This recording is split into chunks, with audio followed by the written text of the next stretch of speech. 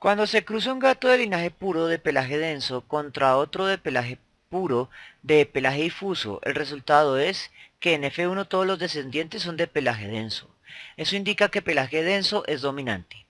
Cuando se cruzan gatos de linaje puro de pelo largo con otros de linaje puro de pelo corto, el resultado en la F1 es que todos los descendientes son de pelo corto. Por lo tanto, pelo corto es el dominante. Y esta sería nuestra ley de la dominancia completa. Recuerde que los genotipos para dominante van a ser homocigoto dominante o heterocigoto, y los genotipos para recesivo va a ser homocigoto recesivo. Si tiene un gato de pelaje denso y corto, es decir, un gato que presenta un fenotipo doble dominante, pero no está seguro de su genotipo, ¿cómo podría ser posible determinarlo sin emplear exámenes genéticos o un pedigrí? Y la segunda es, si encuentro un método y el resultado que obtiene es que algunas crías van a salir con fenotipo denso y largo, otros difuso y largo, otros denso y corto y otros difuso y corto, ¿cuál es el genotipo de nuestro gato? Bien, entonces vamos a responder la primera pregunta. La primera pregunta se denomina cruce prueba. Y el procedimiento del cruce prueba es más o menos el siguiente para un cruce monohíbrido. Cuando tenemos un cruce de dominante contra recesivo y no estamos seguros del genotipo del dominante, debemos plantear dos hipótesis posibles. Una en que el dominante sea homocigoto dominante y la otra en el que el dominante sea un heterocigoto. Entonces los genotipos de la generación parental para la primera hipótesis es que el dominante sea homocigoto dominante y el recesivo no tiene más opción que ser homocigoto recesivo. En la segunda hipótesis vamos a tener un heterocigoto contra un homocigoto recesivo. Posteriormente realizamos el cruce ya sea por cuadro de Punnett o por método algebraico. Lo primero que necesitamos en cualquiera de los dos métodos son los gametos de la generación parental. Recuerde que los gametos que produce un homocigoto son siempre homogéneos, del mismo tipo. Para el dominante solo se producen gametos dominantes y para el recesivo solo se producen gametos recesivos. Mientras que un heterocigoto va a producir dos tipos de gametos, la mitad con el alelo dominante y la mitad con el alelo recesivo. Ahora simplemente tenemos que factorizar para obtener el genotipo de la generación F1. En la primera, dominante por recesivo, nos da un heterocigoto. En la segunda, el factor común dominante por recesivo, un heterocigoto, recesivo por recesivo, un homocigoto recesivo. Con los genotipos podremos determinar los fenotipos de la generación F1. Todos los heterocigotos me van a dar fenotipo dominante y los homocigotos recesivos fenotipo recesivo. Entonces, dependiendo de la aparición o no aparición de crías recesivas, podremos determinar el genotipo del parental.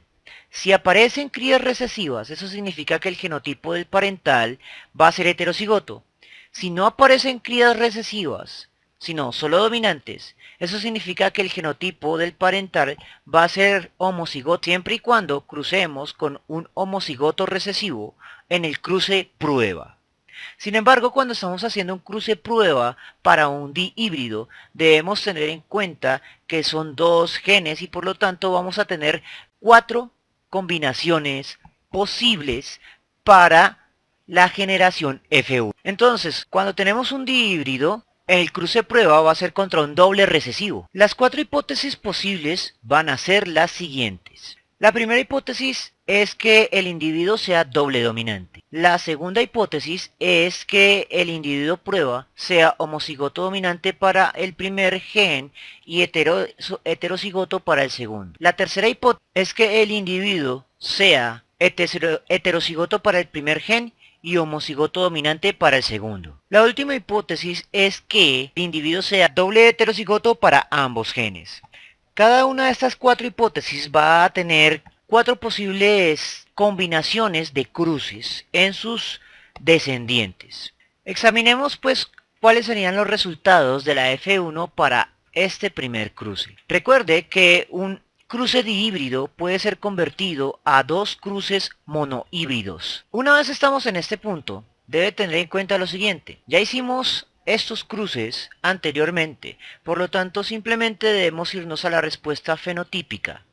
El cruce de un homocigoto dominante con un homocigoto recesivo me da como resultado fenotípico un fenotipo dominante en la generación F1 para el primer gen y también para el segundo, por lo que al multiplicar me daba un doble dominante. Ahora, esta primera hipótesis no puede ser porque esperamos solo individuos doble dominante en las crías, pero nos dice en el resultado que esperamos las 4 combinaciones posibles. En el segundo cruce vamos a nuevamente convertir el cruce dihíbrido en 2 cruces monohíbridos. Una vez que hemos separado los 2 monohíbridos, podemos ver el resultado fenotípico. En el primer gen, la respuesta nuevamente es un dominante. Para el segundo gen, en el cual tenemos un cruce de un heterocigoto con un homocigoto recesivo, la respuesta fenotípica era la mitad dominante más la mitad recesiva para el segundo gen. Al factorizar los fenotipos monohíbridos vamos a obtener el fenotipo dihíbrido esperado. Y recuerde que estos dos pertenecen al segundo. El resultado va a ser dominante por dominante, doble dominante, más dominante por recesivo, dominante recesivo. Entonces en esta segunda hipótesis fenotípica esperamos que la mitad sea doble dominante y la otra mitad sea doble recesiva.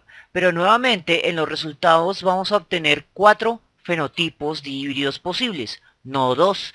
Por lo tanto, este cruce tampoco concuerda con los resultados. La tercera hipótesis es bastante semejante a la segunda hipótesis, solo que se invierte la posición del heterocigoto al primer gen y no al segundo. Aquí ya incluso nos podemos ahorrar el paso de reorganizar porque ya sabemos que la combinación de fenotipos monohíbridos en la generación F1 va a ser la siguiente. En el primer gen, en el cual tenemos un cruce de un heterocigoto contra un homocigoto recesivo, es decir, el segundo caso, vamos a obtener la mitad dominante más la mitad recesiva, el resultado que obtuvimos acá. Y en el cruce de un homocigoto dominante con un homocigoto recesivo, que es la misma estructura del primer ejercicio, vamos a obtener simplemente fenotipos dominantes. Y al factorizar vamos a obtener una combinación de doble dominante más recesivo dominante, donde nuevamente solo obtenemos una combinación de 2 fenotipos dihíbridos y la respuesta nos dice que aparecieron los 4. Por lo tanto, esta tercera hipótesis tampoco concuerda con los resultados. Por lo tanto, solo nos queda la última posibilidad, el doble heterocigoto contra homocigoto recesivo. Eso implica que vamos a tener 2 cruces de tipo heterocigoto contra homocigoto y por lo tanto vamos a obtener la mitad dominante más la mitad recesiva para ambos genes, lo cual nos lleva a la factorización de este binomio, de estos dos binomios. Dominante por dominante, doble dominante, dominante por recesivo, dominante recesivo. Ahora, recesivo por dominante, recesivo dominante. Y recesivo por recesivo, doble recesivo. Entonces, en esta cuarta hipótesis vamos a obtener 4 fenotipos posibles. El denso corto, el denso largo, el difuso corto y el difuso largo. Los 4 fenotipos posibles, que son los que nos están dando en los resultados.